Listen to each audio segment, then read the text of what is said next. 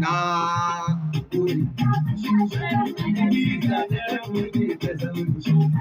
Yanzu kwamandan masari mun tare, tare da girmin gini na kwari, na malumfashi ɗinkiya masari. Ya ce ai shekara shidan masari, aya shekara shidan masari, ta fi sha shidan waɗansu ayyuka yake na gaske ba na wawusar kabewa. Ta fi sha shidan waɗansu.